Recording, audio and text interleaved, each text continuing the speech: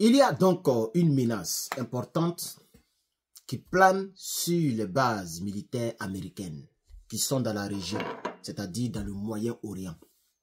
Oui, chers camarades, il faut comprendre que l'Iran envisage attaquer les positions américaines dans la région. Oui, quand on dit dans la région, nous parlons du Moyen-Orient. Puisque l'Iran se considère comme le leader, je dis bien le leader dans le Moyen-Orient. Et donc, depuis hier nuit, il y a des mouvements dans les bases américaines en ce qui concerne une préparation contre une probable attaque de la part de l'Iran. Oui, chers camarades, l'Iran veut mettre sa menace en application puisque l'Iran avait déjà prévenu que toute attaque contre son pays aura des représailles, des répercussions, des réponses de la part de la République islamique de l'Iran. Et donc, à ce lundi, nous nous réveillons avec beaucoup plus de mouvements, d'informations concernant la mise en œuvre, la mise en pratique des menaces iraniennes contre les bases militaires américaines, contre les positions américaines. Et donc, du côté de la Maison-Blanche, il y a eu une réunion express, pas des tenants du pouvoir en tant que tel, mais l'ordre a été donné par le commandant en chef Donald Trump. L'ordre a été donné à ses services de renseignement de préparer des plans de réponse, ok, et de pouvoir faire des mémos pour les envoyer aux concitoyens américains qui vivent dans la région. Pour l'instant, l'évacuation n'a pas été ordonnée. L'évacuation n'a pas été ordonnée. C'est simplement, on peut dire, une exhortation à la prudence. C'est-à-dire, le mémo dit que les citoyens américains qui sont là de faire attention parce que il peut avoir, tout peut se passer actuellement. Vous savez que l'Iran est accusé d'être le patron des terreaux. Et donc, peut-être que les terreaux seront mis aussi, chacun envoie ses enfants. Hein.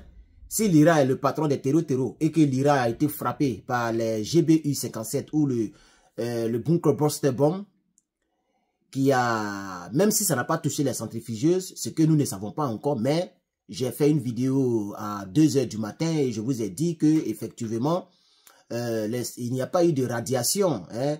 L'Agence internationale de l'énergie atomique n'a pas détecté de radiation sur tous les sites qui ont été frappés par les bunker busters.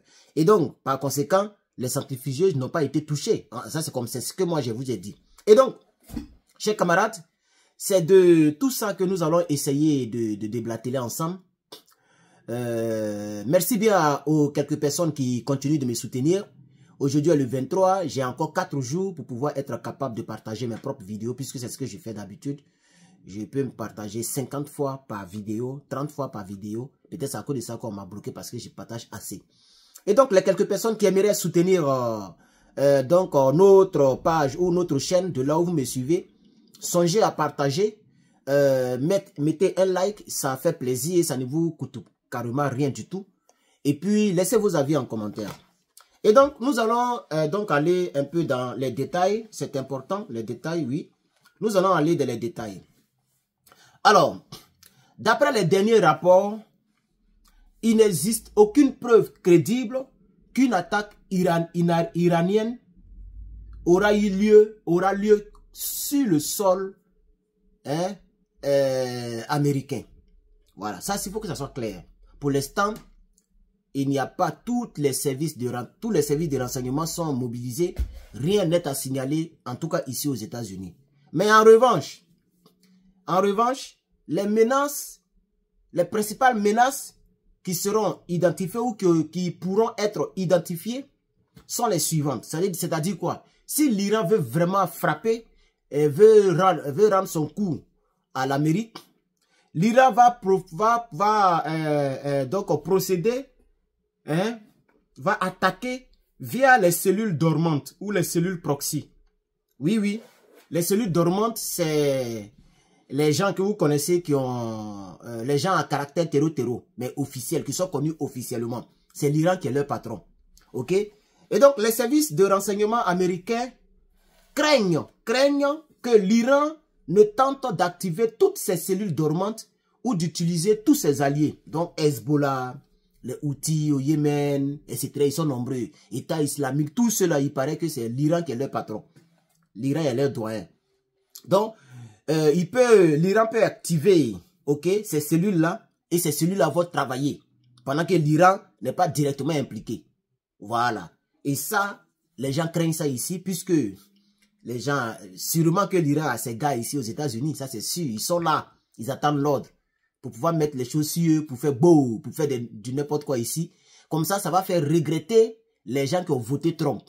Ok, les gens auront peur dans les rues, ça va créer des menaces un peu partout. Donc, pour mener des actions contre les intérêts américains à l'intérieur comme à l'étranger, notamment des bases militaires ou des diplomates, mais pas de frappe directe aux États-Unis. Ça, c'est clair. Alors, ça, c'est la première menace. La deuxième menace, les cyberattaques seront ciblées, pourront être ciblées parce que ceux-là, ils sont très forts là-dedans. Les unités cyber iraniennes pourraient lancer des campagnes contre des infrastructures critiques, c'est-à-dire les banques, les hôpitaux, les secteurs agricoles, en tout cas, dans plein de domaines, les gens peuvent lancer des cyberattaques. La Russie aussi est chef dans ces choses-là. Et troisièmement, il peut y avoir un raid indirect, c'est-à-dire attaque, mais indirecte dans la région Moyen-Orient. Donc, l'Iran peut utiliser, voilà, son point fort, les missiles balistiques, les missiles hypersoniques, des drones kamikazes, ou des sabotages maritimes, c'est-à-dire, il y a un qu'on appelle Strait of Hormuz, Strait of Hormuz. Ok, ce sont des bateaux de sabotage. Ça arrive quelque part, puis ça s'explose. Visant davantage les forces et les bases américaines au Moyen-Orient que le territoire national. Donc, ils peuvent frapper au Moyen-Orient indirectement, lancer des choses depuis l'Iran. Ok. Alors, quelle est la posture américaine? Et c'est avec ça qu'on va terminer rapidement. L'Amérique, oui, comme tout État, l'Amérique renforce ses unités, renforcement stratégique, déploiement des porte-avions, des destroyers plus proches de l'Iran, et renforcement des défenses pour protéger le personnel, etc., etc. Donc l'Amérique se prépare aussi. Parce qu'une attaque est une attaque. Il ne faut pas négliger un pays, même si tu es plus fort que lui, il peut te surprendre. Donc il ne faut pas négliger. Il y a aussi des évacuations préventives. Certains diplomates et familles de militaires ont été relocalisés dans la région. Donc on sait déjà où les gens vivent comme ça. Si la pression est forte, on va leur donner l'ordre de quitter. Ok? Voilà. Et une alerte cybercriminalité. Donc, les entreprises américaines sont en train de renforcer leur proxy d'informations déficientes. En tout cas, toutes les banques, tout le monde prend des mesures actuellement parce que l'Iran peut frapper d'un moment à l'autre. Et donc, chers camarades, voici un peu l'information que j'avais pour vous. Je vous reviens et donc dans la prochaine vidéo. D'ici là, portez-vous bien et bon début de semaine. Que Dieu nous bénisse. Merci.